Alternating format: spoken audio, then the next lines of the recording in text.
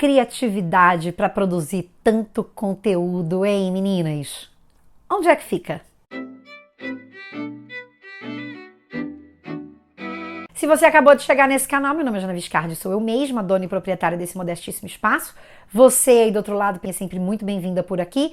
Você pode me acompanhar nas outras redes sociais onde eu tô presente. Pode, claro, deixar aqui seu comentário, seu like e contribuir de outras maneiras, participando dos meus cursos, indo lá no apoia-se / Jana Viscardi, contribuindo mensalmente, ou então aqui mesmo no clube de membros do YouTube. Eu fui recentemente convidada para fazer uma fala, dar uma palestra num evento sobre divulgação científica lá na Unicamp, no EDIC. Inclusive, muito obrigada pelo convite, foi uma honra para mim.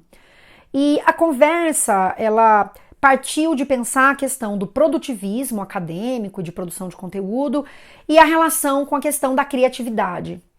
E eu decidi estender de lá para cá essa conversa, porque eu acho que ela interessa você que está aí do outro lado e que acompanha uma série de pessoas que atuam com produção de conteúdo.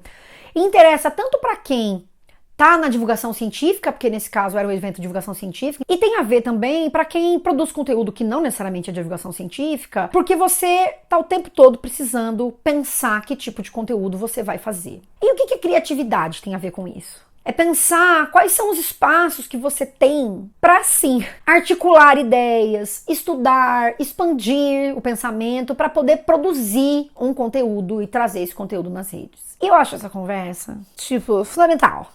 Por quê? Para quem atua nas redes sociais, o que a gente vê é uma pressão continuada para você estar muito em cada uma das redes. E em cada uma das redes que surge, inclusive. Então você tem um movimento de estar muito nas redes e de estar em todas elas.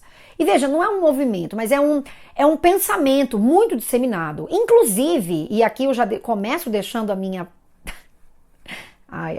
deixando a minha parcela de crítica aos publicitários, às pessoas que hoje atuam com marketing de influência, que atuam para pensar o que é ser influenciador, porque é muito comum que essa conversa surja nesses espaços, inclusive, e que depois se diga assim, não, mas o que importa não é o número, o que importa é você construir, sei lá, relevância, e troque a palavra, escolha uma outra, porque de tempos em tempos se diz isso, quando na verdade, no final das contas, são as mesmas pessoas que são convidadas para os eventos, porque elas são muito grandes, porque elas ganham muito dinheiro, porque é isso que ainda hoje é entendido como relevância. Então, é com esse pano de fundo de uma relevância que muitas vezes é entendida como ter números, ainda hoje, gente, 2023, é inacreditável, mas ter números e tá ali 24 horas por dia, não importa o que você esteja falando, que faz com que essa conversa sobre criatividade, produtivismo, seja crucial e que já exista, claro, estou trazendo só mais uma vez mais uma contribuição de tantas pessoas que falam sobre isso por aí. Então observe que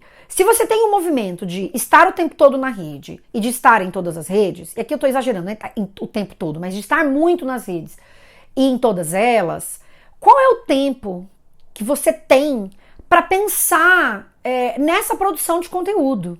E em tipos de coisas diferentes, em especial quando você tem pouca estrutura, quando você não tem equipe, quando você não tem dinheiro para contratar gente, quando você não tem aporte de dinheiro. E aqui vem para um outro lugar que eu também falei nessa palestra, que tem a ver com a gente como espectador de YouTube, a gente não para pensar nisso, eu já falei outras vezes isso aqui também, na estrutura que é usada para produzir conteúdo, né? A gente não pensa quantas pessoas estão envolvidas ali. Só que aquilo que eu faço aqui sozinha, majoritariamente sozinha, chega pra você do mesmo jeito que chega, do mesmo jeito entre aspas, né? Pelas mesmas vias que chega pra você um conteúdo da GNT, que tem uma puta estrutura e um aporte de dinheiro que eu não tenho. Por mais que a GNT possa dizer, os produtores, os diferentes programas que vão pras redes sociais, você não sabe dos apertos que a gente tem, porque muitas vezes corta a verba. Tá joia, tá entendido?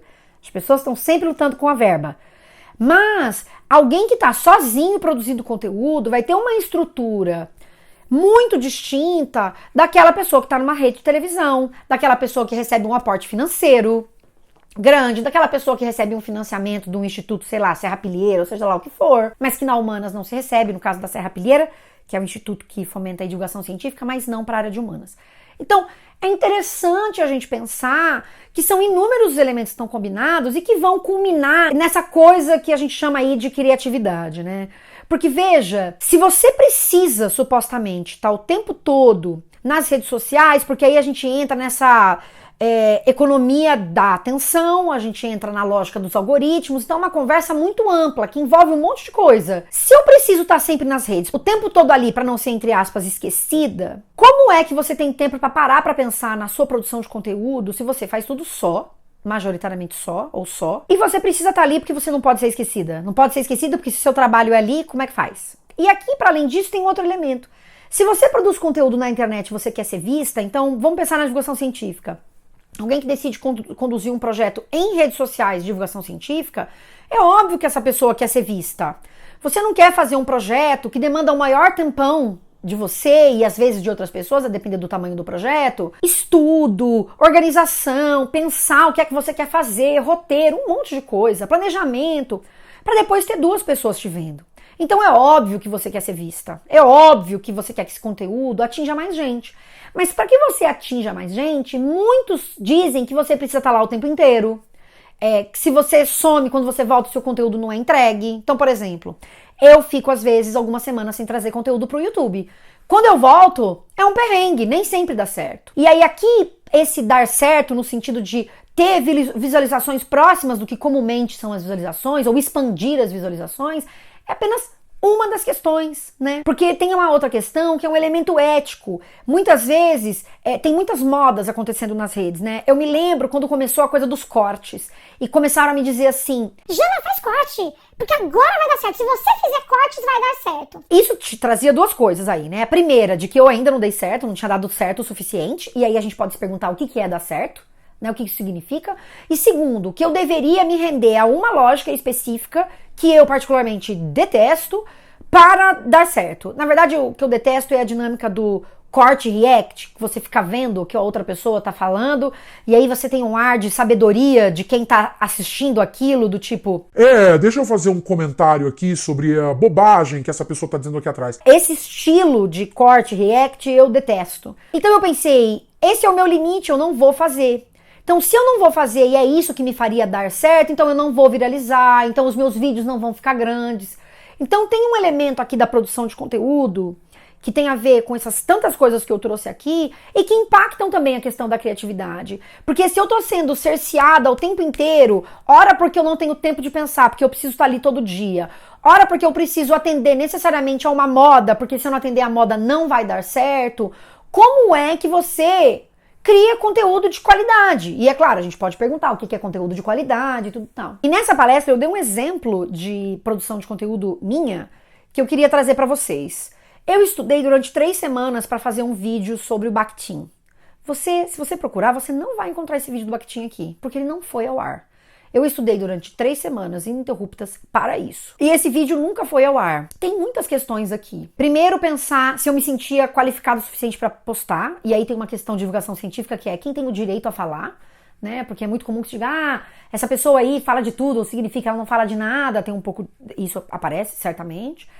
Tem um elemento de o quanto é que você precisa se qualificar para falar de um tema, né? Se você decide, por exemplo, no meu caso, eu falo sobre temas variados e o quanto é que eu me preparo para me sentir segura para falar sobre esses temas. E tem um outro elemento que também não pode ser ignorado, é que se eu trabalhei 3 semanas para produzir um vídeo do Bakhtin, eu não ganhei nenhum real, porque a produção de conteúdo direta no YouTube não me dá recurso suficiente para me manter, né? Que é uma outra discussão que também aparece para os digníssimos publicitários que vão trabalhar com produtores de conteúdo. Porque eles adoram dizer assim: você vai produzir o conteúdo na internet para ganhar autoridade, mas o dinheiro você vai ganhar em outro lugar. O problema é que muitas vezes esse outro lugar também não vem. Porque eu sou muitas vezes chamada para dar palestra de graça, por exemplo, inclusive em empresas, tá? Eu não tô falando aqui de universidade que muitas vezes não tem dinheiro para pagar. E até aí tudo bem, eu vou em muitas universidades e eu tô ótima, felicíssima com os convites. Eu tô falando do universo, do mercado corporativo, que muitas vezes também, com a maior cara de pau, dá notícias que quer que você dê uma palestra de graça ou pagando muito pouco. Então, como é que você vai lá e produz um conteúdo de qualidade? Como é que eu fico 3 semanas? Que planejamento torto meu é esse? Que eu fico 3 semanas estudando pra fazer um vídeo sobre Bakhtin. Esse vídeo não vai pro ar. Ou mesmo que fosse, Como é que a gente pensa essa produção de conteúdo? Porque muitas vezes esses conteúdos morrem. Um conteúdo como o de Bakhtin, menos, porque ele é atemporal, digamos assim, né? Então ele vai ser visitado várias vezes ao longo do tempo. Mas o que é que significa essa produção de conteúdo? Em especial quando alguém não tem aportes financeiros grandes. Então precisa pensar também na dimensão financeira. Quanto tempo eu estou gastando para pensar um conteúdo, enfim. E o quanto é que você cede, então, para essas dinâmicas. E eu achei que eu devia trazer isso aqui, porque, gente, nós todos somos parte desse ecossistema. Eu como produtora de conteúdo, mas também como audiência, e você como audiência. Às vezes a gente não se dá conta disso, porque a gente está simplesmente vivendo a vida, né? Mas cada vez que a gente está passando para baixo uma coisa, a gente está olhando para esses conteúdos que são feitos para durar muito pouco.